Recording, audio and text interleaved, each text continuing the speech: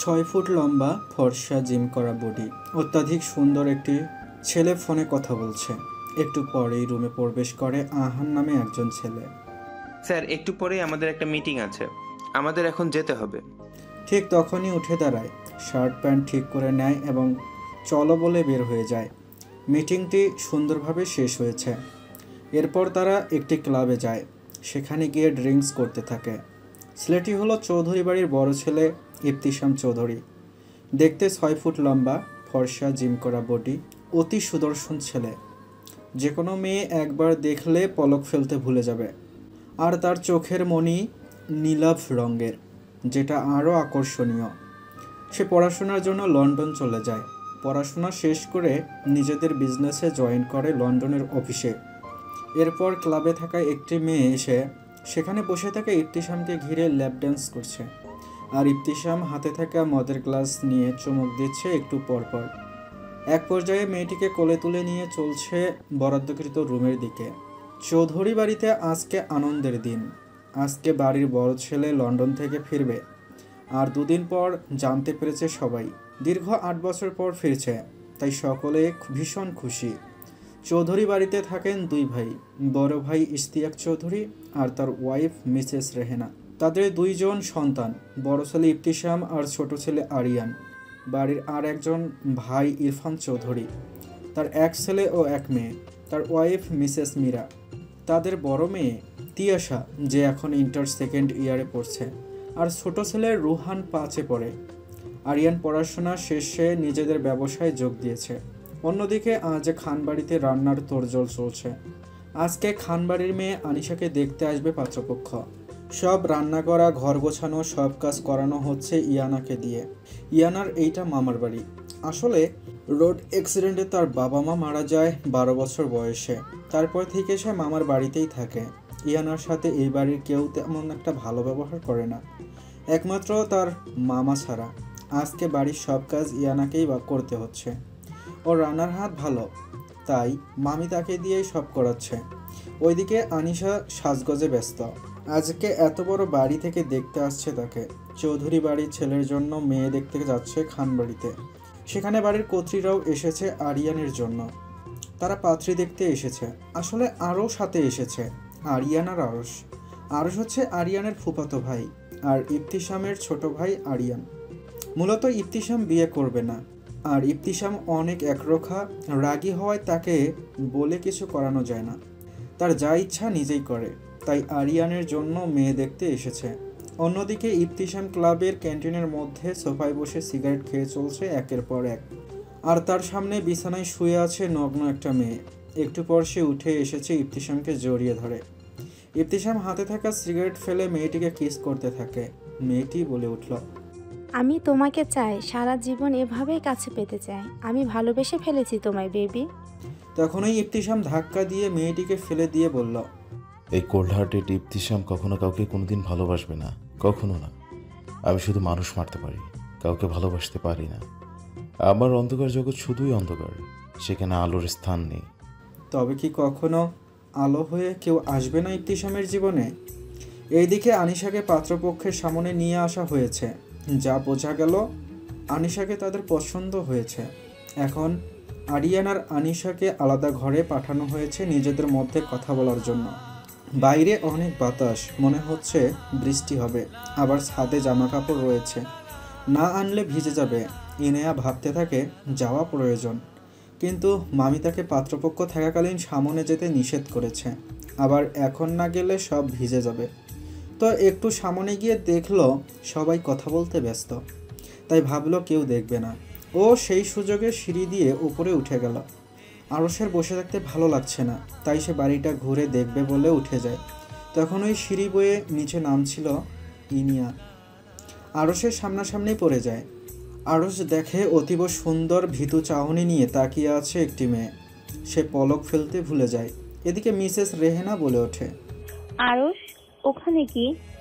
তারপর চোখ যায় দাঁড়িয়ে থাকা ইনিয়ার দিকে। দেখে লম্বা করে ফর্সা একটি মেয়ে কাপড় হাতে দাঁড়িয়ে আছে। তখন উনি বলে উঠল, ওকে। সবার চোখ যায় ইনিয়ার ওপর। তখন ইনিয়ার মামা বলে ওঠে, ও আমার বোনের মেয়ে। তারপর তাদের অ্যাক্সিডেন্টের কথাও বলে। তখন সবার অনেক খারাপ লাগে এত অল্প বয়সে মা বাবাকে হারিয়েছে ভেবে। এদিকে আনিশা আর আরিয়ান চলে আসে। তাদের মুখ দেখে বোঝা যাচ্ছে তাদের একে অন্যকে পছন্দ হয়েছে। এরপর বিয়ের দিন তারিখ সব ঠিক করে ওরা চলে যায়। আরও সে শুধু ইনিয়ার মায়াবী মুখটা ভাসতে থাকে চোখের সামনে। একদিন পর ইবতিসাম বাংলাদেশে এসেছে, সাথে আহানও এসেছে। স্যার, আমাদের কালকে আসার কথা ছিল না? তাহলে আজকে আমরা চলে আসলাম কেন, কাউকে কিছু না জানিয়ে? Just keep your mouth shut up. তখন ইবতিসাম চুপ থাকতে বলে, জোরে ধমক দেয়। তখনই আহান চুপ হয়ে যায়, এই ভেবে দেখা যাবে রেগে তাকে মেরে দেবে একদম। আসলে ইবতিসাম একটা গ্যাং লিড করে। আস্তে আস্তে সবই জানা যাবে। মূলত সেই গ্যাংয়ের কাজেই বাংলাদেশে আসা আজকে। বাংলাদেশে ইবতিসামের আলাদা একটা নিজের বাড়ি আছে, যেটা শহর থেকে একটু দূরে। গ্যাংয়ের কাজ শেষে সেই বাড়িতে যায় রিল্যাক্স হওয়ার জন্য।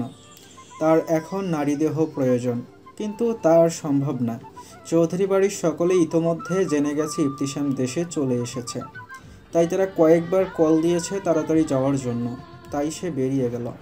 একাই ড্রাইভ করবে, কারণ আহান কিছু কাজের জন্য গ্যাংয়ের আস্তানায় আছে।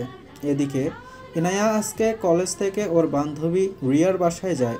মূলত রিয়াই জোর করে নিয়ে যায়, রাতে থাকতে বলে, কিন্তু ইনায়া বলে না, মামি অনেক বকবে। আর এদিকে ইনায়ার মামিও ফোন করে চলছে আসতে বলে। রাতের রান্না বাকি আছে যে, আসলে সব কাজ ওকে দিয়েই করায়। তাই ইনায়া চলে আসে। রিয়া এগিয়ে দিতে চাইলে জানায় পারবে যেতে, খুব বেশি দূর না। ইনায়া হাঁটতে থাকে, সামনে এগুলেই রিক্সা পাবে। এমন সময় বৃষ্টি শুরু হয়। কেন যেন ইনিয়ার এই বৃষ্টিটা ভালো লাগছে খুব। সে আর কোনো ছাউনিতে দাঁড়িয়ে যায় না। রাস্তাটায় ঠিক 10 মিনিট দূরে দোকানপাট হওয়ার মানুষজন ওই দিকে দাঁড়িয়ে আছে। আর এলাকাটা মোটামুটি ভালোই। তখনই এক ঝাঁক কিছু ছেলে মেয়ে আসে বৃষ্টিতে ভিজতে, আর ওদের সাথেই ভিজতে থাকে ইনেয়া। এদিকে ইবতিসাম গাড়ি ড্রাইভ করছে, আর সে সময় কল আসে ফোনে। গাড়ি থামিয়ে কলটা রিসিভ করে। সে সময় তার বাইরে চোখ যায়। পুরুষটির নেত্রপল্লব আটকে যায়। এত মায়াবী মুখশ্রী, যার মুখে রয়েছে সরলতা, টানা টানা হরিণী নেত্র, মুখে একরাশ হাসি। হঠাৎ বক্ষপিঞ্জরে শীতল হাওয়া বয়ে যায়। সব কিছুই যেন এখানেই থমকে যায়।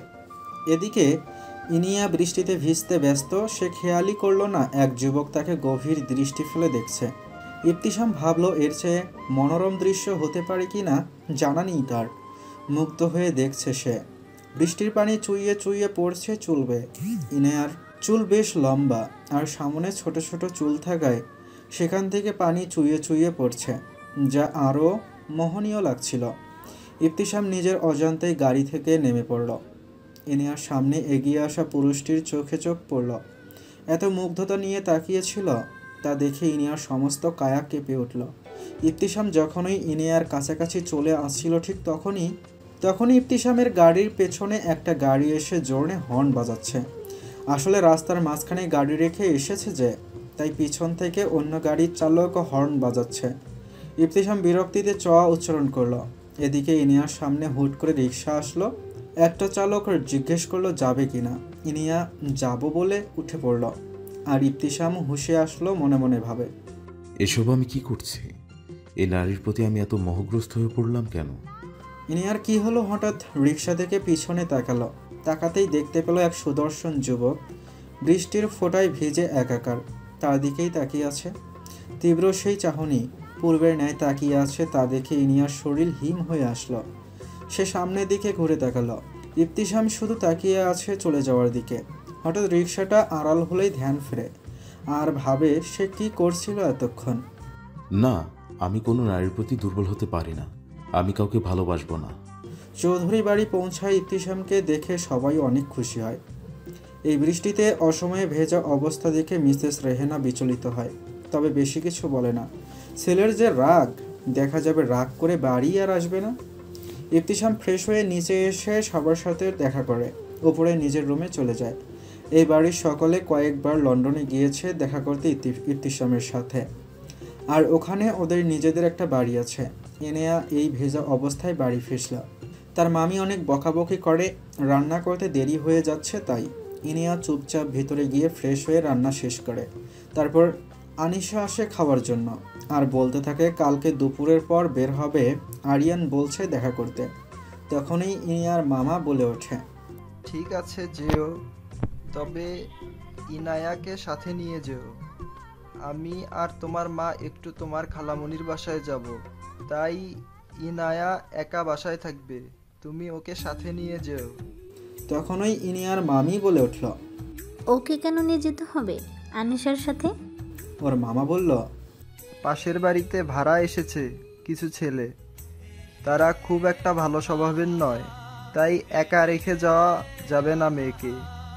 আর এদিকে তোমার বোন তো ইনায়াকে দেখতে পারে না, কথা শোনায়। আমি চাই না ইনায়ার মন খারাপ হোক, তাই ওকে নিব না। আর আমি চাই না ইনায়া কোনো বিষয় নিয়ে কষ্ট পাক। ও আমার বোনের একমাত্র মেয়ে, আমার দায়িত্ব ওকে ভালো রাখা। আর আনিশা, কথাটা যেন মনে থাকে। আনিশা আচ্ছা বলে উঠে যায়। রাতে ইবতিসাম ঘুমের মধ্যে স্বপ্নেও ইনিয়াকে দেখল। হঠাৎ ঘুম ভেঙে গেল, বুঝতে পারে স্বপ্ন ছিল। কে তুমি রমণী, যে আমার ঘুমের মধ্যে স্বপ্নে এসে দেখা দিচ্ছ? এটা কি মোহ নাকি অন্য কিছু? কই আগে কখনো কোনো নারীকে দেখে এমন অনুভূতি হয়নি। সবসময় মনে কামনা জেগেছে, তবে এর বেলায় বিপরীত, কেন জানি না। তবে এটা মোহ বা অন্য যাই হোক না কেন, তোমাকে আমার চাই, চাই মানে চাই। পরের দিন একটা রেস্টুরেন্টে বসে আছে আরিয়ান, সাথে নিয়ে এসেছে আরশকে। এদিকে ইনিয়া আর আনিশাও এসেছে কিছুক্ষণ আগে। আরশের চোখ ইনিয়ার দিকে। একটু পর আরশ বলল, ইয়ানা, চলো আমরা ওই দিক থেকে ঘুরে আসি। শুরুতে না বুঝতে পারলেও বুঝতে পারে আরশ ওদের একা কথা বলতে পারে, সেজন্য বলছে। আরিয়ান আর আরশ সমবয়সী হওয়ায় ওদের মধ্যে বন্ধুও ভালো। রেস্টুরেন্টটির রুপটপে ইনিয়া আর আরশ সামনের দিকে হাঁটছে আর আরশ টুকটাক কথা বলছে, ইনিয়া উত্তর দিচ্ছে। তারা এক কর্নারে এসে দাঁড়ায়। মৃদু মৃদু বাতাসে ইনিয়ার চুল উড়ছিল। আরশ মুগ্ধ হয়ে ইনিয়াকেই দেখছিল। মনে মনে ভাবে আরিয়ানের বিয়ের পর সবাইকে বলবে তার ইনিয়ারকে পছন্দ। পরের দিন ইনিয়া কলেজ থেকে ফেরার পথে কিছু বকাটে ছেলে ওকে বাজে কথা বলছিল, পট আটকায়। আসলে এলাকার এমপির ছেলে ছিল বকাটেদের মধ্যে একজন, তাই দাপট বেশি, কেউ কিছু বলতে পারে না। ছেলেটি ইনিয়ার কাছে এসে ইনিয়ার হাত ধরে টান দেবে, তখন আরেকটি বলিষ্ঠ হাত এসে মুচড়ে ভেঙে দেয়, আর তখনই তীব্র ব্যথায় হাত ছেড়ে দেয়। অন্য ছেলেগুলো এগিয়ে আসলে তাদেরও নাক মুখ ফাটিয়ে ফেলে পুরুষটি। এসব কিছু দেখছিল ইনিয়া, পুরুষটিকে দেখেই চিনতে পারে, আরে এটা তো সেই যুবকটি সেই দিন বৃষ্টিতে দেখেছিল, কিন্তু সে এখানে এলো কিভাবে? ইবতিসামের চোখ অসম্ভব লাল হয়ে আছে, গলার রগ ফুলে আছে। ছেলেগুলোকে আধমরা করে মেরে তারপর শাসিয়ে বলল, দেখে নেবো তোমাদের সব কয়টাকে, ফাকিং বাস্টার্ড। তারপর ইনিয়ার হাত ধরে গাড়িতে বসিয়ে দেয় জোর করে। ইনিয়া ধন্যবাদ জানায় আর বলল, অসংখ্য ধন্যবাদ আপনাকে, আপনি আজকে অনেক বড় বিপদের হাত থেকে রক্ষা করেন। আমি চিরকৃতজ্ঞ থাকবো আপনার কাছে। তবে ইনিয়া জানায় এখন সে একা একাই যেতে পারবে। ইবতিসাম ধমক দিয়ে চুপ থাকতে বলে। গাড়ি স্টার্ট দেয়। ইনিয়া বুঝতে পারে লোকটি হয়তো বাড়ি পৌঁছে দেবে, আর ইনিয়ার সরল মনও ভাবে লোকটি বিপদ থেকে তাকে বাঁচালো, সে ক্ষতি করতে পারে না। বাড়ির অ্যাড্রেস বলে দিল। ইনিয়া সিটে মাথা এলিয়ে দিল। একটু আগে যা ঘটতে যাচ্ছিল তা নিয়ে ভাবছিল। বাইরে থেকে আসা বাতাসে ইনিয়ার সামনে থাকা চুলগুলো উড়ছিল, আর এই দৃশ্য ইবতিসাম মনোমুগ্ধের ন্যায় দেখছিল। ইনিয়া বলে তাকে বাড়ির একটু আগে নামিয়ে দিতে, কারণ তার মামি দেখলে খারাপ কথা বলবে। ইবতিসাম কিছু একটা ভেবে বলল, আচ্ছা। ইবতিসাম ইনিয়াকে নামিয়ে দেয়। ইনিয়া আবারও ধন্যবাদ জানায়। ইবতিসামের কাছ থেকে বিদায় নিয়ে চলে আসে ইনিয়া। ইনিয়ার মনে ইবতিসামের প্রতি শ্রদ্ধা চলে আসে। মনে মনে ভাবে, কত ভালো মানুষ উনি, কেমন করে বিপদে আমার পাশে এসে দাঁড়ালো। আরিয়ানের বাড়ি থেকে আজকে খান বাড়িতে যাবে। আসলে আরিয়ানের ছোট্ট চাচ্ছু কিছুদিনের মধ্যেই ব্যবসার কাজে লন্ডন যেতে হবে, তাই ইশতিয়াক চৌধুরী বলে নিজের ছেলের বিয়েতে তার ভাই থাকবে না, তা হয় না। তাই তারা চায় আজকে কথা বলে সামনে শুক্রবার বিয়েটা দিয়ে দিতে। আজকে আবার তিয়াস রুহান বায়না ধরেছে তারা তাদের হবু ভাবির সঙ্গে দেখা করবে। তাই ইশতিয়াক হোসেন বলল, ঠিক আছে, যাবে ওরা আজকে আমার সাথে। সেই সময় ইবতিসাম বের হচ্ছিল। মিসেস মীরা বলল, ইবতিসাম, বাবা তুমি যাও না আজকে ওদের সাথে? তুমি তো দেখোনি আরিয়ানের যার সাথে বিয়ে ঠিক হয়েছে তাকে। ইবতিসাম বেশ গম্ভীর স্বরেই বলল, যাব না, এসব অনুষ্ঠান অন্যের বাড়ি যাওয়া আমার পছন্দ না। তখন আর কেউ কিছু বলে না, যার যার মতো সে চলে যায় রেডি হতে। তানিশাদের বাড়িতে ওরা চলে আসে, ইশতিয়াক চৌধুরী সবটা জানায়। ইয়ানার মামা বলে যে ঠিক আছে, রাজি, তবে একটু তাড়াতাড়ি হওয়ায় কষ্ট হবে সবটা আয়োজন করতে, তবে তারা ম্যানেজ করে নেবেন। এদিকে ইনিয়া আনিশার রুমে ঢুকে তিয়াস আর রুহানের জন্য চিকেন পাকোড়া কিছু স্ন্যাক্স করছে। ইনিয়াকে তা জানতে চাইলে আনিশা বলল, আমার ফুফাতো বোন। আনিশা আর রুহান মিশুক স্বভাবের হওয়ায় ইনিয়ার সাথে বেশ অল্পতেই ভাব হয়ে গেল। আর ইনিয়া তিয়াস সমবয়সী, তারা একই ক্লাসে পড়ে। মিসেস রেহেনা জানায় তারা বিয়ের সব শপিং করে নেবে। নিজের ছেলের বউকে বিয়ের সব গহনা শাড়ি তিনি নিজে সাথে গিয়ে পছন্দ করে কিনে দেবে। তাই আনিশাদের সবাইকে যেতে বলে। আনিশা আর ইনিয়ার মামি বের হওয়ার সময় ইনিয়ার মামা ইনিয়াকে সাথে নিয়ে যেতে বলে। ইনিয়ার মামি মিসেস আয়েশা বলল, ওকে নিয়ে যেতে হবে কেন? ও গিয়ে কি করবে ওখানে? ইনিয়ার মামার কথা শুনে ইচ্ছা না থাকা সত্ত্বেও নিয়ে যেতে হয়। এদিকে চৌধুরী বাড়ি থেকে মিসেস রেহেনা, মিসেস মীরা, তিয়াস, রুহান, আরিয়ান সাথে আরশ এসেছে। সবাই মিলে শপিং করার মজাই আলাদা। এরপর শপিং শেষে সবাই অনেক ক্লান্ত হয়ে পড়ে, তাই পাশের একটা রেস্টুরেন্টে যায়। একটা টেবিলে মিসেস মীরা, মিসেস রেহেনা আর আনিশার মামি মিসেস আয়েশা বসেছে, তারা গল্পে ব্যস্ত। আরেক টেবিলে আনিশা, আরিয়ান আর রুহান বসেছে। রুহান খাবারগুলো খাচ্ছে। এদিকে ইয়ানাকে নিয়ে তিয়াস বসেছে একটা টেবিলে। আরশের ফোন আসায় কথা বলছিল এক সাইডে। শেষ হলে ইনিয়াদের টেবিলে এসে বসে। ইনিয়ার ক্ষুধা লেগেছিল বেশি, তাই খাবার খাচ্ছিল ওর মতো। আর আরশ আর চোখে ওকে দেখায় ব্যস্ত। তিয়াস উঠে ছবি তোলার জন্য অন্য সাইডে যায়। ইনিয়ার মুখে একটি খাবার লেগে আছে, তাই আরশ বলে ইনিয়াকে এটা। তবে ইনিয়া বুঝতে পারে না ঠিক কোন জায়গায় লেগে আছে। তখনই আরশ নিজের পকেট থেকে রুমাল বের করে নিজেই মুছে দিতে থাকে। ইনিয়া ভাবিনি আরশ এমনটা করবে। এদিকে ইবতিসাম একটা ক্লায়েন্টের সাথে মিটিংয়ের জন্য এই লোকেশন দেয়া রেস্টুরেন্টে আসে। এসে আরশ আর ইনিয়ার দৃশ্য দেখে পাজরা থমকে যায়। ও হৃৎপিণ্ডটা ভীষণ জ্বলে ওঠে। রাগে হাত মুষ্টিবদ্ধ করে নেয়। সামনে গিয়েই আরশের কলার ধরে বসা থেকে উঠায়। তখনই ইনিয়া ইবতিসামকে দেখে অবাক হয় আর বলে উঠল, আপনি এখানে? ওনাকে কেন ধরেছেন? ছাড়ুন প্লিজ। ওই মিষ্টি কণ্ঠের কথা শুনে ইবতিসামের রাগ হয়তো সংবরণ হলো। তখন আরশ ইনিয়াকে বলল, তুমি চেনো ভাইয়াকে? ইবতিসামকে দেখে সবাই এগিয়ে এলো। পরে ইবতিসাম জানতে পারলো ইনিয়ার বোনের সাথে আরিয়ানের বিয়ে ঠিক হয়েছে। আর ইনিয়া সেই দিনের সব ঘটনা খুলে বলল, কিভাবে সেদিন বখাটেদের কাছ থেকে বাঁচিয়েছিল তাকে। তবে আরশ ঠিক বুঝতে পারছিল না ইবতিসাম কেন ওর সাথে এমন করলো। ইবতিসামের আলাদা বাড়িতে ইবতিসাম মদ খাচ্ছে। একটু পর রুমে একটা মেয়ে ঢুকে অধনগ্ন অবস্থায় পিছন থেকে এসে জড়িয়ে ধরে ইবতিসামকে। ইবতিসাম মদের গ্লাস রেখে মেয়েটাকে নিয়ে বিছানায় শুয়ে পড়ে, কিন্তু বারবার ইবতিসামের ইনিয়ার মুখটা চোখের সামনে ভেসে উঠছিল। সে মেয়েটির ওপর থেকে উঠে পড়ে বলে চলে যেতে। চিল্লিয়ে বলায় মেয়েটি ভয়ে দৌড়ে পালায়।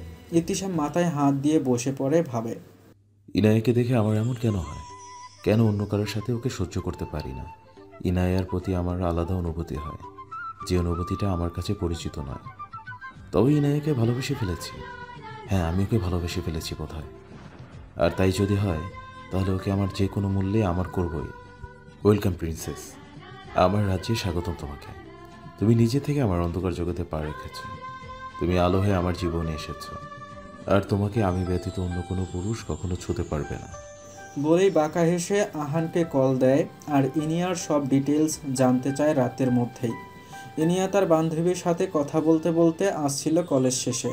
ইনিয়ার বান্ধবী বলে যে তার একটা কাজ আছে, তাই আজকে সেখানে যাবে। তাই ইনিয়ার কাছ থেকে বিদায় নিয়ে চলে যায়। ইনিয়া হাঁটছিল, তখন তার সামনে এসে পড়ে একটা ব্ল্যাক মার্সিডিজ গাড়ি। সেখানে ইবতিসাম ছিল। বলে ওঠে, গাড়িতে ওঠো, ড্রপ করে দিচ্ছি। ইনিয়ার কাছে কেমন একটা লাগে। বারবার ইবতিসামকে তাকে হেল্প করে। ইনিয়া মানা করে দেয়। ইবতিসাম এবার গম্ভীর স্বরে আরেকটু জোরে বলে উঠল, গাড়িতে উঠতে বলেছি তোমাকে। এবার ইনিয়া ভাবে আরিয়ানের বড় ভাই যদি কথা না শোনে তাহলে কি ভাববে, তাই উঠে পড়ে। কিছু দূর যাওয়ার পর বুঝতে পারে পিছনে কয়েকটা গাড়ি তাদের ফলো করছে, তাই আরও স্পিডে গাড়ি চালাতে লাগলো ইবতিসাম। ইনিয়া বলে আস্তে চালাতে, ইবতিসাম চুপ থাকতে বলে। কিছুক্ষণ পর ইনিয়াকে বলল তাদের বিজনেসের প্রতিদ্বন্দ্বীরা এসব করছে। ইনিয়া তো ভীষণ ভয় পেয়ে যায়। ইবতিসামও দেখে সামনের দিকে গাড়ি আছে, রাস্তা ব্লক করে রাখছে। এখন কি করবে সে? এদিকে আবার ইনিয়া সাথে আছে, তাই সে পাশের একটা রাস্তা দিয়ে ঢুকে পড়ে। এভাবে অনেক দূরে যাওয়ার পর বুঝতে পারে তারা কোনো একটা জঙ্গলের মধ্যে এসে পড়েছে। এদিকে পিছন থেকে গাড়ির চাকায় গুলি করে দেয়। ইনিয়া তো ভীষণ ভয় পেয়ে যায়। ইবতিসাম তাড়াতাড়ি করে ইনিয়াকে নিয়ে গাড়ি থেকে নেমে পড়ে। তার কাছেও গান আছে, তবে এখন যা বোঝা যাচ্ছে অনেক জন আছে, তাই একা পেরে উঠবে না। আর ইনিয়া আছে সাথে, তাই রিস্ক নিতে চায় না। এমন সময় পেছনের গাড়ি থেকে নেমে লোকগুলো ইনিয়া আর ইবতিসামের দিকে আসতে লাগে, আর ইবতিসাম তাদের মারতে থাকে। এসব দেখে ইনিয়ার অবস্থা খারাপ। এক পর্যায়ে একজন ছুরি দিয়ে ইবতিসামের বুকে আঘাত করে। এতে কিছুটা পিছিয়ে পড়ে, তবুও তাদের পাল্টা মার দিতে থাকে। একজন ইনিয়ার দিকে এগোতে দেখে ইবতিসাম তাকে টেনে নিয়ে নিচে ফেলে মারতে থাকে। হঠাৎ ইনিয়া খেয়াল করে একজন বন্দুক হাতে নিয়ে আসে ইবতিসামকে তাক করে। কি হতে যাচ্ছে বুঝতে পারে ইনিয়া। কি করবে ভাবতে ভাবতে তখন নিচে থাকা বালি হাতে নিয়ে তাদের চোখ মুখে ছিটিয়ে ইবতিসামকে নিয়ে দৌড়াতে থাকে। দৌড়াতে দৌড়াতে অনেক দূরে চলে আসে আর জঙ্গলের ভেতরে ঢুকে পড়ে। ইবতিসাম তো অবাক হয়ে যায় আর মনে মনে ভাবে, এই না হলো ইবতিসামের সঙ্গিনী। ইবতিসামের বুক থেকে অনেক রক্ত পড়ছিল। ইনিয়া সেটা খেয়াল করে বলতে যাবে, তখনই কিছুটা দূরে আলো দেখতে পায়। হয়তো কয়েকজন এগিয়ে আসছে তাদের দিকে। এখন এমন জায়গায় আছে এদিক সেদিক গেলে ওরা খুঁজে পেয়ে যাবে। তাই ইবতিসাম ইনিয়ার হাত শক্ত করে ধরে সামনে থাকা খাদের দিকে এগিয়ে যায়। ইনিয়া বলতে থাকে, এখানে কেন যাচ্ছেন? সামনে খাদ। একদম চুপ, আর কোনো কথা না। ইবতিসাম ইনিয়াকে নিয়ে খাদ থেকে নিচে লাফ দিয়ে দেয়। এদিকে সেই লোকগুলো অনেকক্ষণ খোঁজার পর না পেয়ে চলে যায়। এদিকে ইবতিসাম ওপর থেকে দেখছিল নিচে একটা বিলের মতো খাদ, অনেকটা বেশি নিচু নয়। ইবতিসাম তাই না চাইতেও ঝুঁকি নিয়ে লাফ দেয়। ইনিয়ার ইবতিসাম পড়ে যায়। ঠিক আছো তুমি? আমি ঠিক আছি, তবে একটু পানি খেয়ে ফেলেছি। সরল ইনিয়া ভাবে কতটা খারাপ হলে ব্যবসার জন্য মানুষ অন্যের ক্ষতি করতে পারে। তারা সামনের দিকে হাঁটতে থাকে। ইবতিসাম বলে, তোমার উপস্থিত বুদ্ধি দেখছি ভালোই আছে। ইনিয়ার চোখ যায় ইবতিসামের বুকে, রক্ত পড়ছিল, তাই সে বলল, আপনি এই গাছের নিচে বসুন প্লিজ। ইবতিসাম বসে। ইনিয়া তার ওনার অর্ধেকটা ছিঁড়ে ইবতিসামের বুক বেঁধে দেয়। ইবতিসাম শুধু দেখছিল কিভাবে কতটা যত্ন নিয়ে ইনিয়া কাজটা করলো। মনে হচ্ছিল এটি তার জীবনের একমাত্র কাজ, যেটা না করতে পারলে তার অনেক ক্ষতি হয়ে যাবে। মুগ্ধ নয়নে তার দিকে চেয়ে রইল। ইনিয়া যত্ন করে ওড়নাটি বেঁধে দেয়।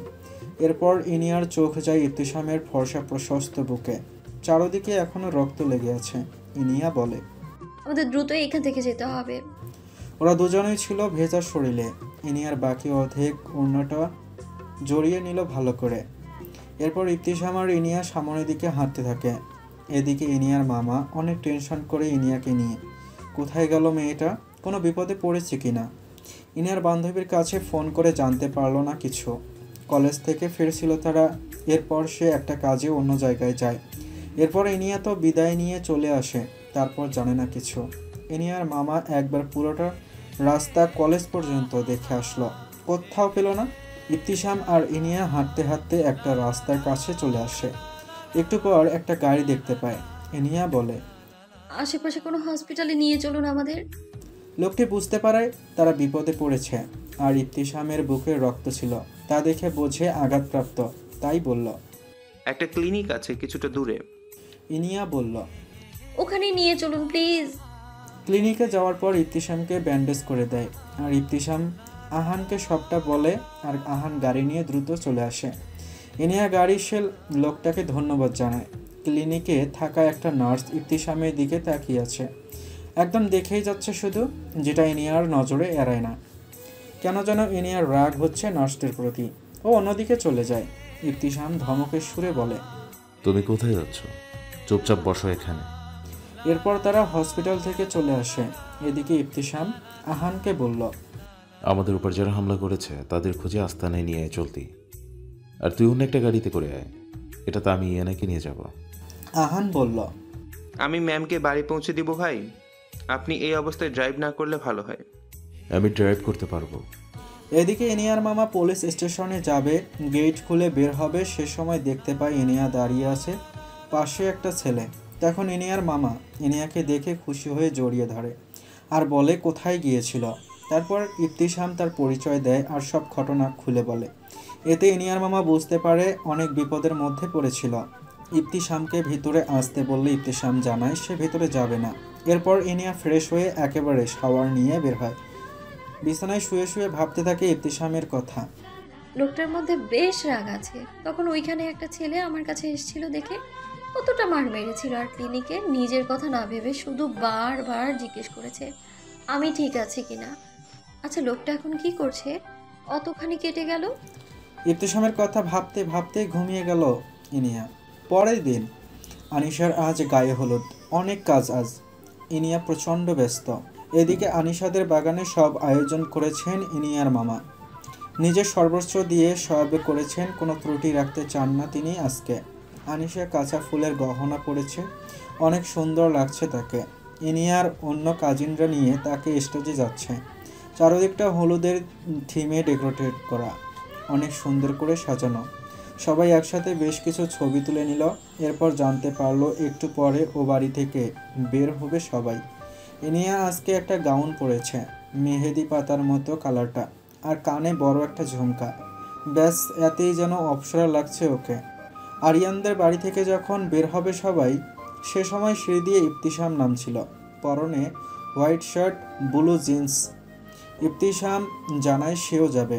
সবাই তো অবাক হয়েছে, রুহানের মুখ তো হা হয়ে আছে, কারণ ইবতিসাম কখনো এসব অনুষ্ঠানে যায় না। আজকে যাবে শুনে সবাই আশ্চর্য। মিসেস রেহেনা বলল, সবাই এভাবে কি দেখছিস তোরা? যা বের হয়ে পড়। ইবতিসামকেও বলল। ইবতিসাম নিজের গাড়ি নিয়ে আলাদা যাবে জানায়। সবাই বেরিয়ে পড়ে। আরিয়ানদের বাড়ির সবাই এসেছে। তারা সবাই আনিশাকে হলুদ লাগিয়ে একে অন্যেরাও লাগাচ্ছে, অনেক মজা করছে। ইনিয়ার সাথে তিয়াস আর রুহান এসে কথা বলছিল। তখনই ইনিয়ার চোখ যায় দূরে দাঁড়িয়ে থাকা ইবতিসামের দিকে। নীলাভ চোখে তাকিয়ে তার দিকেই আছে। আচ্ছা, লোকটা ওভাবে তাকিয়ে আছে কেন? চোখ সরিয়ে অন্যদিকে নেয়, এরপর আবার তাকায়, দেখে ওর ভাবেই তাকিয়ে আছে। সেই চাহনি, মুখে মুগ্ধতা নিয়ে তাকিয়ে আছে, যেটা ইনিয়ার শরীর হিম হয়ে আছে।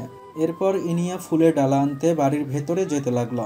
ইবতিসামের ফুপি ইবতিসামের ছোট চাচির সাথে কথা বলছিল।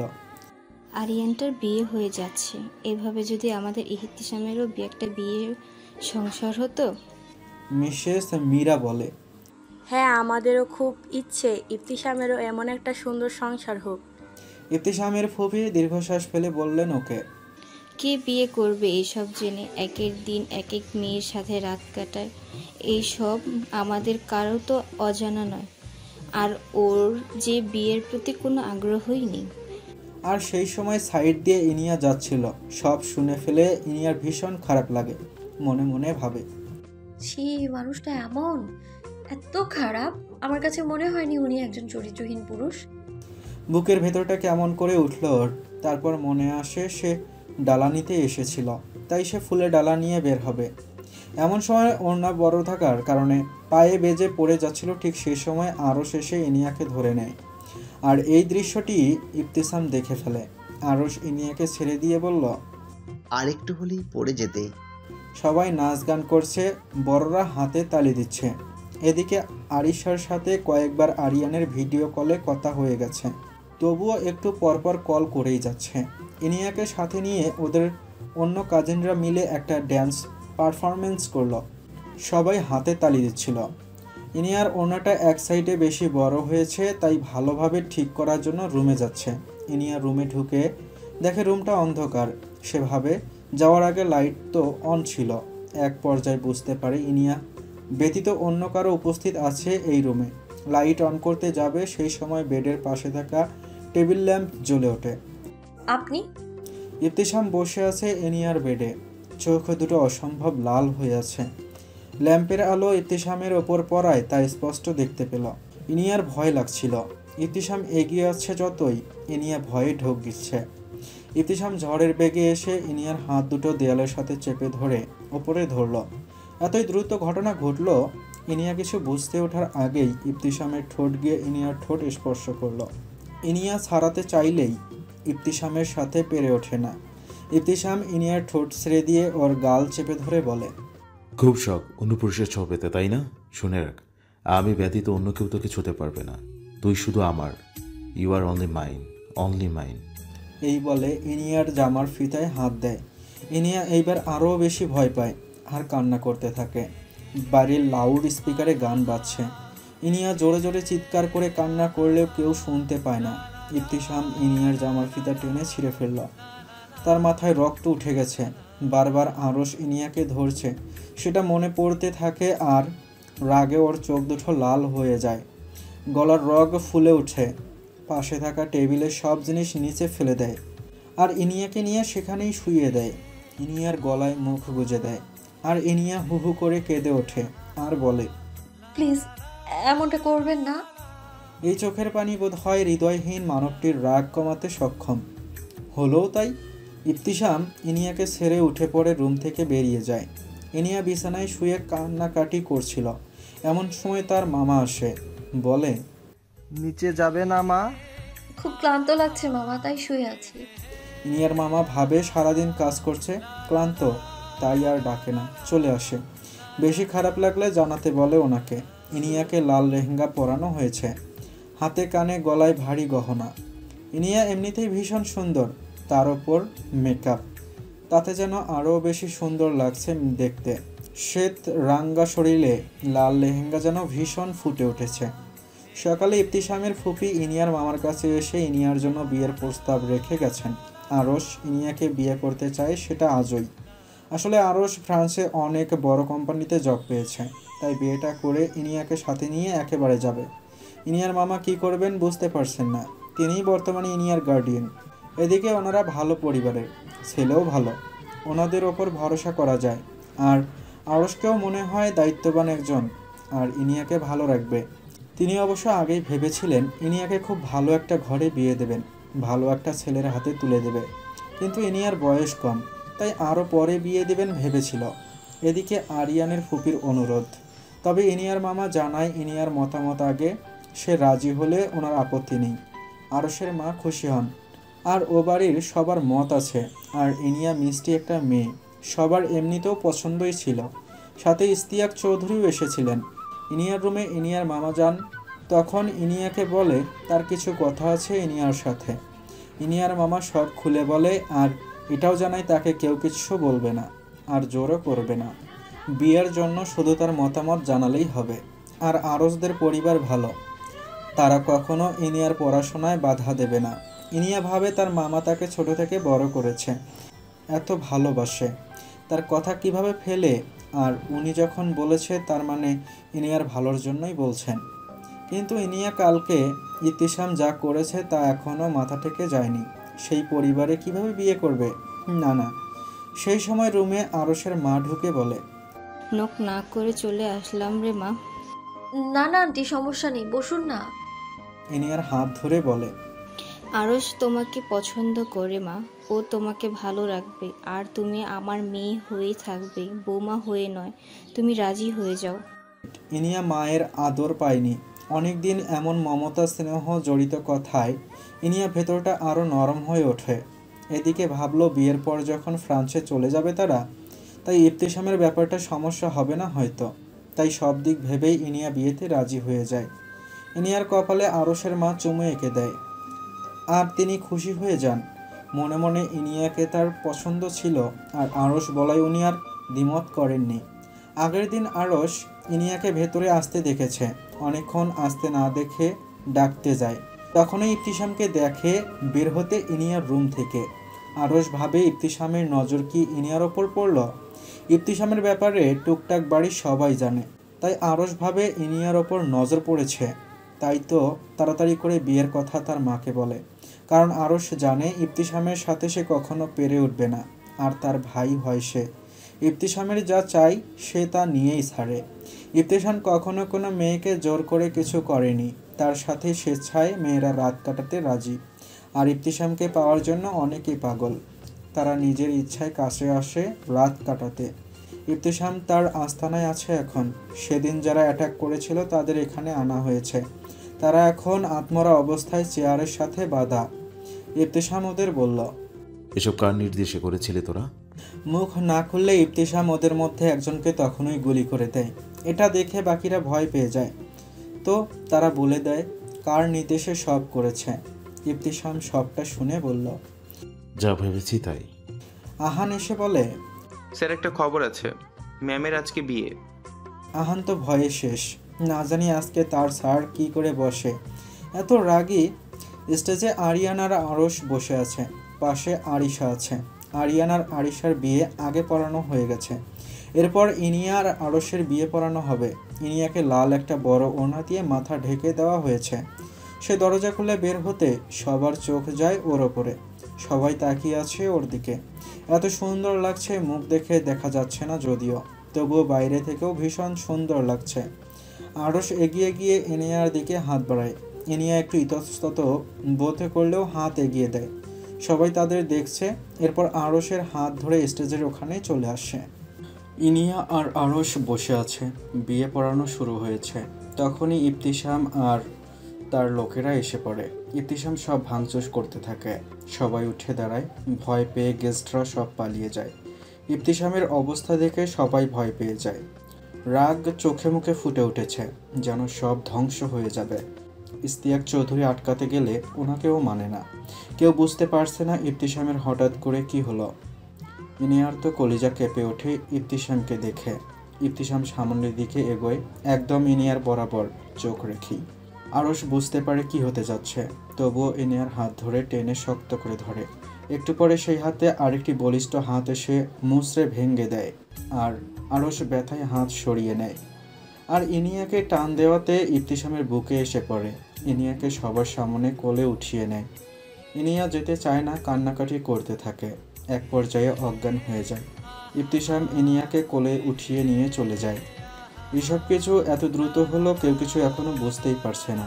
ব্যাপারটা ইশতিয়াক চৌধুরী কিছুটা হলেও আন্দাজ করতে পেরেছেন, তাই এখন এখানকার পরিস্থিতি ঠিক করার জন্য বললেন।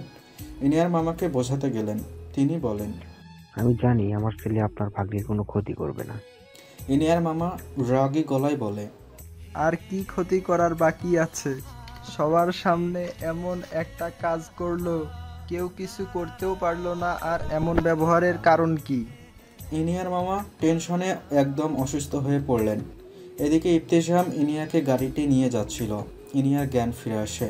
সে অনেক কান্নাকাটি করছিল, আর ইবতিসামের দিকে তাকানোর পর ভয়ে ঢোক গিলছিল। কারণ ইবতিসামকে এখন ভয়ানক দেখতে লাগছিল। মনে হচ্ছিল তার চোখ দিয়ে ঝলসে দিচ্ছে সব। ইনিয়াকে টানতে টানতে একটা বাড়িতে নিয়ে যায়, নিয়ে একটা সোফার মধ্যে বসায়। আর পাশে কাজী বসে আছে। ইবতিসাম বলে, বিয়ে পড়ানো শুরু করুন কাজী সাহেব। ইনিয়া বলে উঠল, না, আমি আপনাকে বিয়ে করব না। ইবতিসামের রাগটা যেন আরও বেড়ে যায়। ইবতিসাম পকেট থেকে বন্দুক বের করে বলল, বিয়ে না করলে তোর মামাকে শুট করে মেরে ফেলবো। এটা শুনে ভয়ে ইনিয়া আরও কান্না করতে থাকে। সে এখন কি করবে? তাকে কে বাঁচাবে? ইনিয়া কান্না করতে থাকে। এদিকে বিয়ে করা ছাড়া আর তার কোনো উপায় নেই। ইবতিসাম আর ইনিয়া দুইজনে কবুল বলে দেয়। ইবতিসাম আর ইনিয়ার বিয়ে সম্পূর্ণ হয়। বিয়ে শেষ হতে না হতেই ইবতিসাম ইনিয়াকে নিয়ে টানতে টানতে সিঁড়ি দিয়ে ওপরে উঠে যায়। আহানার কয়েকজন গার্ড দাঁড়িয়ে থাকে। সবাই বলে, আজকে ম্যাম শেষ, ওনাকে স্যার কি যে করবেন এখন। ইবতিসাম ইনিয়াকে এনে ছুঁড়ে ফেলে দেয় বিছানার উপরে। ইনিয়া বলে, কেন করলেন আমার সাথে এমন? কেন করলেন? আর আমার মামাকে কিছু করবেন না প্লিজ। একটা খারাপ লোক।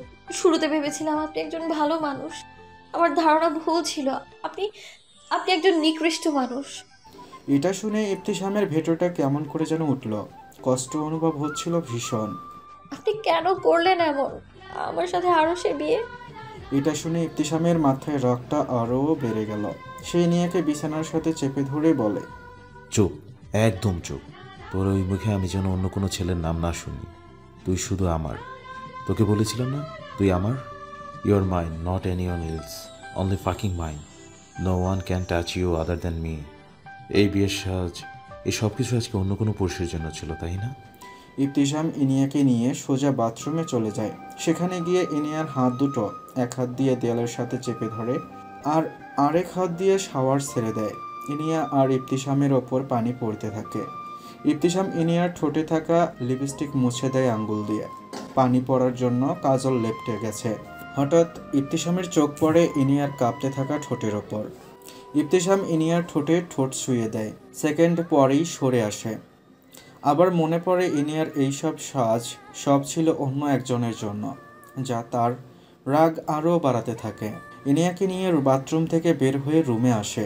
এসেই ইনিয়ার মাথায় থাকা ওনাটা টান দিয়ে ফেলে দেয়। ইনিয়ার লেহেঙ্গাটাও টেনে ছিঁড়ে ফেলে। এরপর লেহেঙ্গাটার ব্লাউজটার ফিতায় হাত দেয়। ইনিয়া অনেক আটকানোর চেষ্টা করে, কিন্তু পেরে ওঠে না। এখন ইনিয়া নগ্ন অবস্থায়। ইবতিসাম সেই বিয়ের কাপড়গুলো আগুন দিয়ে জ্বালিয়ে দেয়। সব পুড়ে যায়। অন্যজনের জন্য এই সাজ, এই পোশাক কোনোটি আর নেই। ইনিয়া দ্রুত গিয়ে বিছানার চাদর পেঁচিয়ে নেয় শরীরে। বিছানায় শুয়ে শুয়ে কাঁদতে থাকে। ইবতিসাম কাভার্ড থেকে জামা কাপড় নিয়ে বাথরুমে চলে যায় ড্রেস চেঞ্জ করতে। এসে দেখে ইনিয়া ওইভাবেই শুয়ে কাঁদছে। এরপর ইবতিসাম ইনিয়ার কাছে এসে হাসকি ভয়েসে এসে বলে, তোমার স্বামী আমি, তোমার সব কিছু দেখার জানার অধিকার আছে। আর কেঁদো না তুমি। আসলে তুমি অন্য কাউকে বিয়ে করছো, অন্য কাউকে কবুল বলবে, এটা ভেবে অনেক রাগ লাগছিল তখন। এমনটা করতে চাইনি জান। এই নাও, শার্টটা পরে নাও। এটা আমার শার্ট। তোমার জন্য জামা কাপড় আনার ব্যবস্থা করছি। এই বলে ইবতিসাম চলে যায়। আর ইনিয়া একদম চুপ হয়ে আছে সেই ঘটনার পর থেকেই। ইবতিসাম বেরিয়েছে। সে এসে দেখা করেছে ইনিয়ার মামার সাথে, কারণ ইবতিসাম ইনিয়ার ব্যাপারে সব খোঁজ নিয়েছে। আর এটাও জানে ইনিয়ার মামা ইনিয়াকে নিয়ে ভীষণ চিন্তা করে। তাই ইবতিসাম ইনিয়ার মামাকে আলাদা একটা জায়গায় ডাকে। সেখানে ইনিয়ার মামা এসে শুরুতে রাগ করলেও ইবতিসাম তাকে যেভাবে বুঝিয়ে সে ইবতিসামের কথা মেনে নিয়েছে। ইনিয়াকে ইবতিসামের থেকে আর কেউ এত ভালো রাখতে পারবে না। আর ইনিয়াকে ওইভাবে সেদিন নিয়ে আসাটা রেগে গিয়ে করেছিল। ইনিয়ার কোনো ক্ষতি করবে না সে। আর সে ইনিয়াকে পছন্দ করে। আর সেখানে ইবতিসামের বাবাও থাকে। মূলত ইবতিসাম তার বাবাকেও বুঝিয়ে রেখেছে আগে থেকেই। ইশতিয়াক চৌধুরীর কথার আশ্বাসে ইনিয়ার মামা কিছুটা ভরসা পেলেন। আর ইনিয়ার মামা এই কয়দিনে মিস্টার ইশতিয়াক চৌধুরীকে যেইটুকু চেনেন, জানেন, লোক মুখে শুনেছেন, তাতে নিজের ছেলের জন্য অন্য একটা মেয়ের জীবন নষ্ট করবে না। তবুও ওনার মধ্যে কিছুটা সংশয় থেকেই যায়। তবে ইবতিসাম ম্যানিপুলেট করে আয়ত্তে নিয়ে আসে ওনাকে। ইবতিসাম মানুষকে খুব ভালো ম্যানিপুলেট করতে পারে। তার কথা দ্বারা বুদ্ধি দিয়ে সবাইকে আয়ত্ত করতে পারে। ওইভাবে সেদিন নিয়ে যাওয়া আর ইনিয়াকে বিয়ে করে ফেলা সুন্দর করে তার একটা কারণ দেখিয়ে দিল। আর তাকে বিশ্বাসও করে ফেলে ইনিয়ার মামা। এরপর তিনি ইনিয়ার সাথে কথা বলতে চান। ইবতিসাম এখানেও তাকে কথার প্যাচে ফেলে দেয়। আর মেনে নেয় ইনিয়ার মামা সেটাও। আর ইবতিসাম শেষে জানায় ইনিয়াকে নিয়ে আসবে দেখা করা, কথা দুটোই হবে।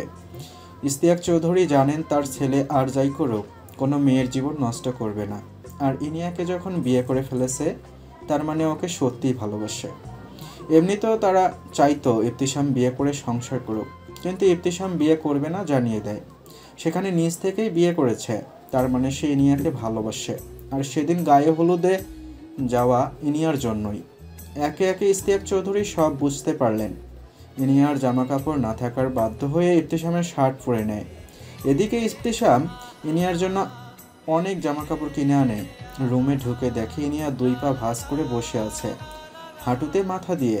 ইবতিসামকে দেখে ইনিয়া উঠতেই ইবতিসামের কাছে গিয়ে ইবতিসামের কলার ধরে বলে, কেন করলেন আমার সাথে এমন? আমার জীবনটা কেন নষ্ট করেছেন? ইবতিসাম শুধু বলল, কলার ছাড়ো আর শান্ত হও তুমি। ইনিয়া রাগের চোটে অনেক কিছু বলে দেয়, কিন্তু ইবতিসাম সহ্য করে নেয়, কিছু বলে না। কিন্তু এরপর ইনিয়া বলে, আপনি কেন এলেন আমার জীবনে? আজ আরশ আর আমার বিয়ে। এই পর্যন্ত বলার পর ইনিয়া দেখতে পায় ইবতিসাম ড্রেসিং টেবিলের ভেতরে ঘুষি দিয়েছে। ফলস্বরূপ কাঁচ ভেঙে চড়ে গেছে আর ইবতিসামের হাত কেটে হাত থেকে রক্ত ঝরছে। ইনিয়া তো ভয় পেয়ে যায়। ইবতিসাম তখন ইনিয়ার কাছে এসে বলে, তোকে বলেছিলাম না তুই অন্য কোনো পুরুষের নাম নিবি না মুখে, তাও নিলে। ইবতিসাম আরও ভাঙচুর করে। তার রাগ কমছে না। ইনিয়াকে টানতে টানতে ওয়াশরুমে নিয়ে গিয়ে ওর হাতটা বেঁধে ফেলে। আসার আগে আলমারি থেকে হ্যান্ডকাফ নিয়ে আসে। ইনিয়া বুঝতে পারে তার সাথে কি হতে যাচ্ছে। ইনিয়া কান্নাকাটি করতে থাকে। আমি জানি আপনি কতটা খারাপ পুরুষ, আপনি চরিত্রহীন পুরুষ। হ্যাঁ, এক এক দিন এক এক নারীর সাথে রাত কাটান, আর এখন আমার সাথেও এমন কিছু।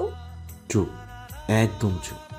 ইবতিসাম ইনিয়াকে বলে, তোকে আমি ভালোবাসি, তার মানে এই না যে যা খুশি মুখের উপর বলবি। এরপর ইনিয়াকে এনে বিছানায় ছুঁড়ে দেয়। ইনিয়াকে বলে, তুই একমাত্র মেয়ে যাকে আমি ভালোবেসেছি, যার প্রতি আমার মন থেকে ভালোবাসা আছে। তোর জন্য আমি সব করতে পারি, সব। খারাপ ভেবে ঝড় হলে বিয়ে করতাম না তোকে। তোর মুখে আমি অন্য কোনো নাম নেওয়া সহ্য করতে পারি না। You are only my, you are my মন। তোকে আমি কতটা ভালোবাসি সেটা তুই বুঝবি না। এই বলে ইবতিসাম বেলকনিতে চলে যায়। সিগারেট জ্বালিয়ে সিগারেট টানতে থাকে। আর ইনিয়ারও কেমন একটা যেন লাগছিল, কারণ ইনিয়ার কাছে কোথাও একটা মনে হচ্ছিল ইবতিসামের কথাগুলো সত্য, কারণ তার চোখ দেখে তেমনটাই মনে হচ্ছিল। মানুষের চোখ কখনো মিথ্যা বলে না। এদিকে ইবতিসামের ওপর সেদিন অ্যাটাক করা গ্যাংটা ছিল ব্ল্যাক হান্ট, যারা নারী পাচার করে বিশ্বের বিভিন্ন দেশ থেকে নিয়ে আসে মেয়েদের, আর তাছাড়া ড্রাগসের কেনাবেচাও করে। আর তাদের কাজে বাধা হয়ে দাঁড়ায় ইবতিসামের নিজের তৈরি করা গ্যাং। সেই জন্য সেদিন অ্যাটাকটা হয়েছিল। ইবতিসামের গ্যাং লিড করে এটা তার পরিবারের কেউ জানে না। ইনিয়া একটা ড্রেস নিয়ে ওয়াশরুমে চলে যায়। বের হয়ে বেলকনিতে দেখে ইবতিসাম নেই, আর দরজাও লক করা। একটু পর ইনিয়া চুল আঁচড়াচ্ছিল, এমন সময় ইবতিসাম রুমে ঢোকে। সেই সময় ইনিয়ার হাত থেকে চিরুনিটা পড়ে যায়। ইনিয়া চিরুনিটা নিচ থেকে উঠাতে নেয়। জামাটার গলা বড় হওয়ায় ঝুঁকে থাকার কারণে ক্লেভেজ দেখা যাচ্ছে। ইবতিসাম সেই অবস্থায় ইনিয়াকে দেখে ফেলে। ইবতিসামের শ্বাস আটকে আসার উপক্রম। ক্ষণিক পরেই মনে পড়ে ইবতিসাম ইনিয়ার কাছে এসে ইনিয়ার কোমর জড়িয়ে নেয়। ইবতিসাম ইনিয়ার ঘাড়ে মুখ রেখে তার ঘাড়ে কিস করতে থাকে, তার চুলের স্মেল নিতে থাকে। ইনিয়া যেন নেশাগ্রস্ত হয়ে পড়ছিল সে সময়টায়। ইবতিসামের ছোঁয়ায়, ইবতিসামের ভালোবাসায়। ইবতিসামের হাত ইনিয়ার ড্রেসের মধ্যে ঢুকে গিয়েছে। ইনিয়ার বুকে ছোঁয়া মাত্র ইনিয়ার হুঁশ আসে। ইনিয়া সিটকে দূরে সরে যায়। আর ইবতিসামও বুঝতে পারে কি করতে যাচ্ছিল সে। নিজের প্রতি রাগ হয়, কেন সে কন্ট্রোল করতে পারল না নিজেকে। ইবতিসাম রুমে আসে ইনিয়ার জন্য স্যুপ নিয়ে। মেয়েটা কাল থেকে কিচ্ছু খায়নি।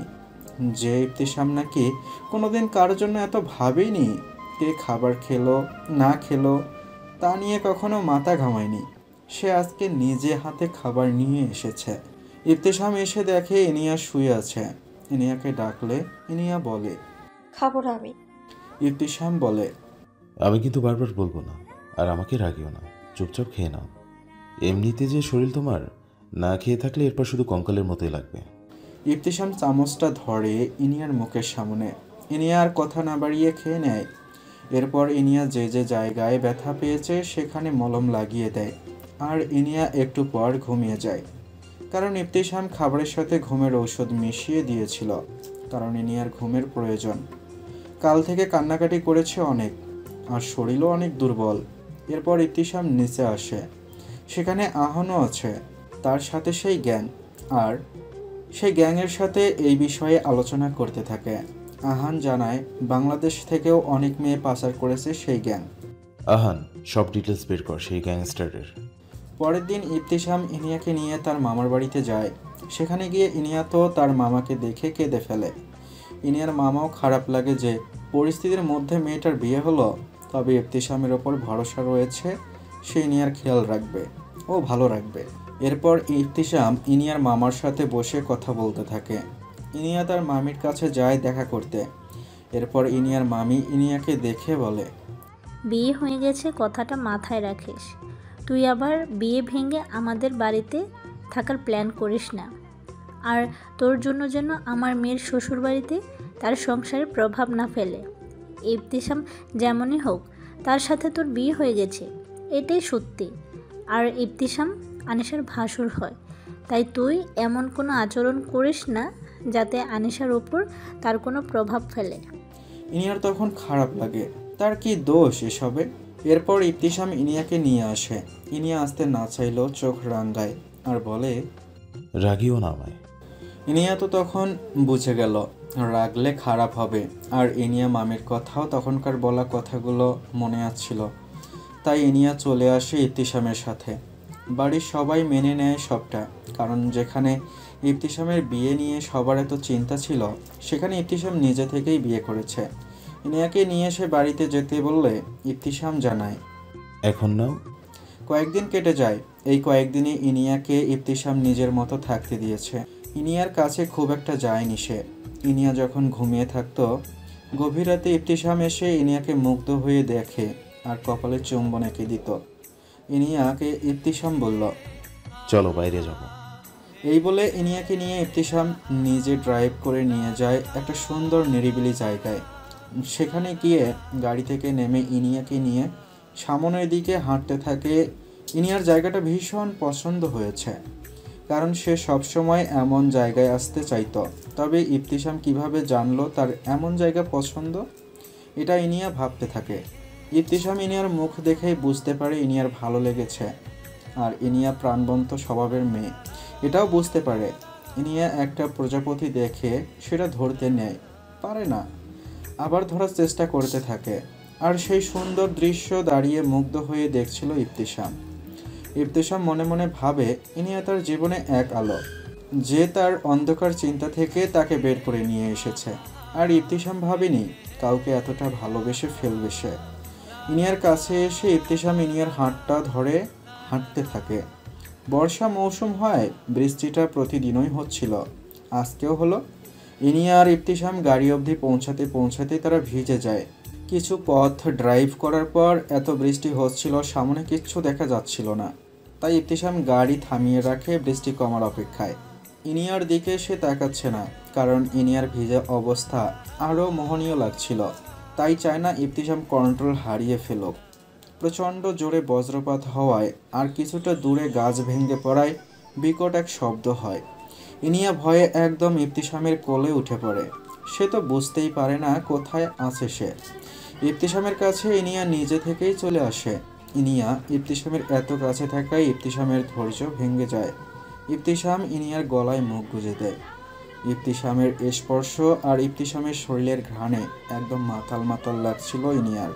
তবে তার হুঁশ ফিরে তার অবস্থান সে বুঝতে পারে, কিন্তু ততক্ষণে দেরি হয়ে যায়, কারণ ইবতিসাম ইনিয়াকে নিয়ে গাড়ির ব্যাক সিটে চলে যায়।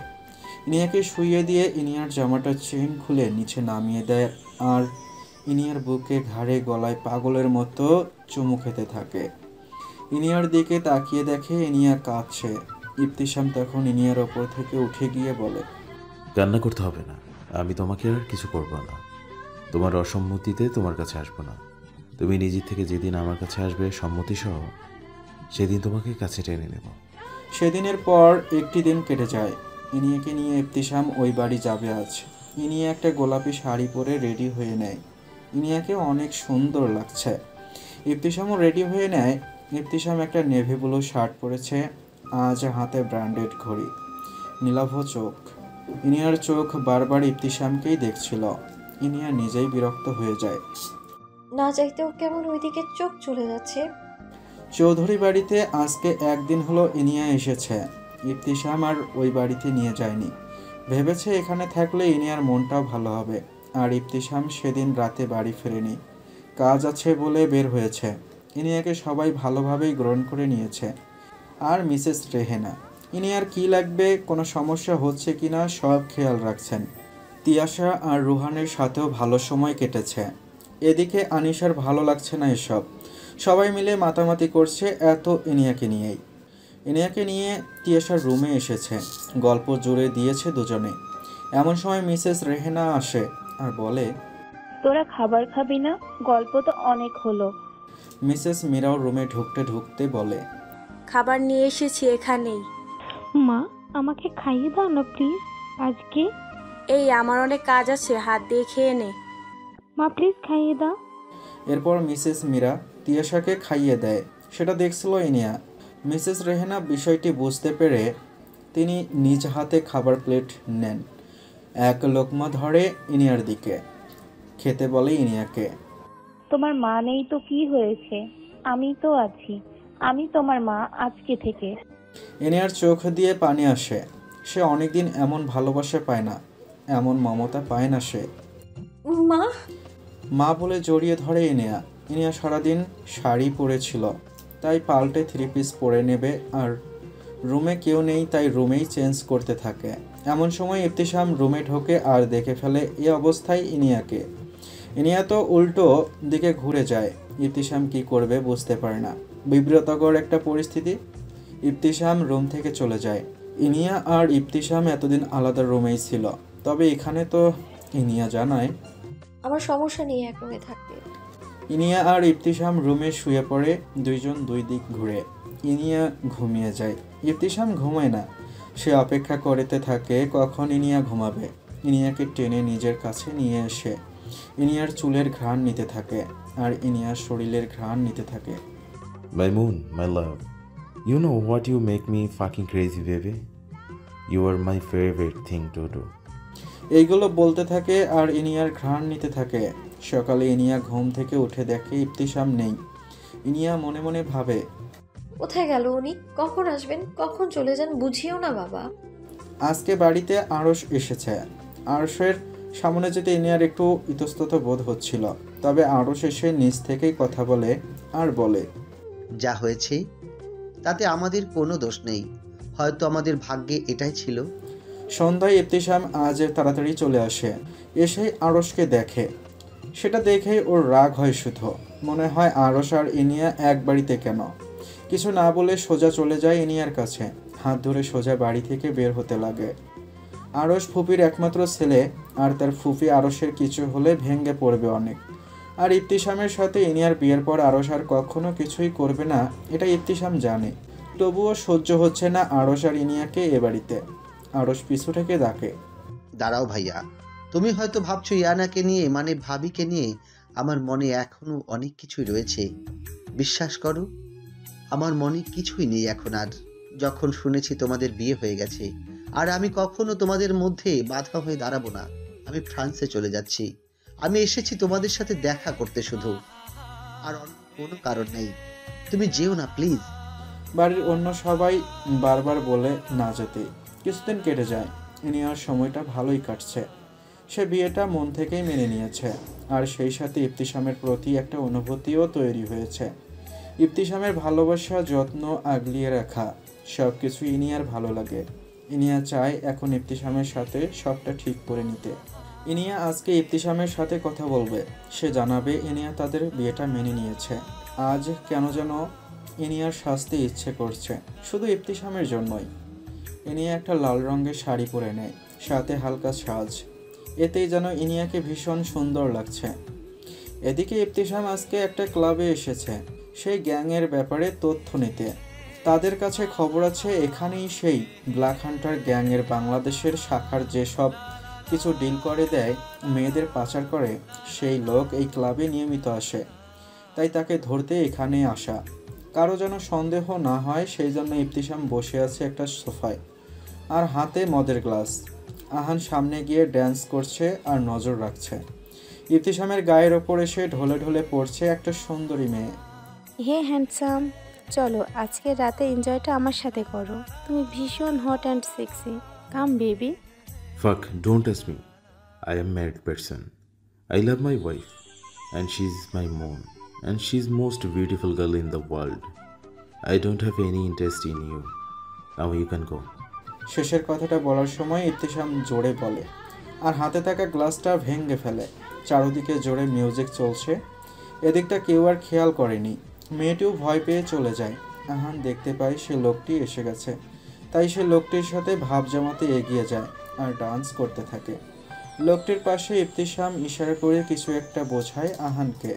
আহান গিয়ে লোকটিকে বলে, হে ব্রো, তুমি তো দেখি ভালোই ড্যান্স করো, চলো ড্রিঙ্কস করি। বলে আহান লোকটিকে নিয়ে চলে আসে ড্রিঙ্কস সাইডে, আর সুযোগ বুঝে মেডিসিন মিশিয়ে দেয়। সেই লোকটি দেখে ফেলে আর আহানের মাথায় বন্দুক ঠেকায়, বলে, আমার তোকে প্রথমেই সন্দেহ হয়েছিল। এদিকে পিছন থেকে ইবতিসাম এসে লোকটিকে বন্দুক ধরে। আরও অনেক লোক এসে ঘিরে নেয়। এমন সময় ইবতিসামের ফোন আসে। দেখে ইনিয়া কল করেছে। ইনিয়া এর আগে আর কখনো কল করেনি, আজকে কেন কল করলো? ইবতিসাম সব ফেলে ইনিয়ার ফোনটা ধরে হ্যালো বলে। হ্যালো। আপনি কোথায়?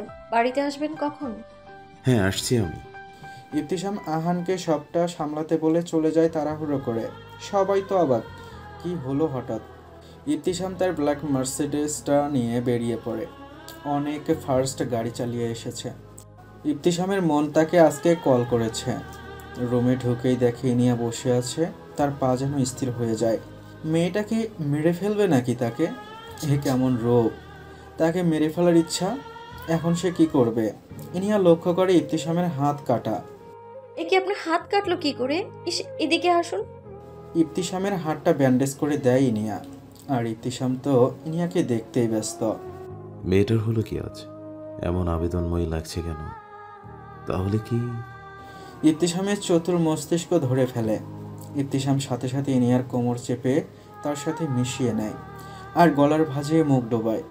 ইনিয়াও নেশাগ্রস্ত হয়ে পড়ে ইবতিসামের স্পর্শে। তবে ইনিয়ার হঠাৎ খেয়াল হলো ইবতিসামের শার্টে লিপস্টিকের দাগ। সে এক্সট্রা বুঝে নিল আর ইবতিসামকে ধাক্কা দিয়ে সরিয়ে দিল আর বলল, ছুবেন না আপনি আমায়। আমি ভুলে গিয়েছিলাম আপনি একটা খারাপ চরিত্রহীন লোক। আপনার শার্টে লিপস্টিকের দাগ, তার মানে আপনি আজকেও? ছি, আমি সব ভুলে একটা সুযোগ দিতে চেয়েছিলাম আর আপনি নিজেকে বদলাতে পারেননি। চলে যান আপনি, আপনি একটা খারাপ লোক। আপনার ছোঁয়ায় ঘৃণা হচ্ছে আমার। ইবতিসামের অনেক খারাপ লাগে। ইবতিসামের নিরেট বুদিয়ান চূর্ণ হয়, বুকের ভেতর ক্লেশের জোয়ার ধেয়ে আসে। ইনিয়ার দিকে তাকিয়ে শুধু এটুকুই বলে, আমি তোমাকে ভালোবাসি না। তোমাকে দেখার পর অন্য কোনো নারীকে ছুঁয়ে দেখিনি। তুমি আমাকে জিজ্ঞেস করতে, সবটা বলে দিতাম, কিন্তু তুমি। আর কিছু না বলে চলে যায় বাড়ি থেকে। আর ইনিয়াও বিছানায় শুয়ে কাঁদতে থাকে। ইনিয়া কাঁদতে কাঁদতেই ঘুমিয়ে গেছে। নির্জন একটি জায়গা, জনমানব শূন্য, আর সে জায়গায় রাজকুমারী বন্দী হয়ে আছে।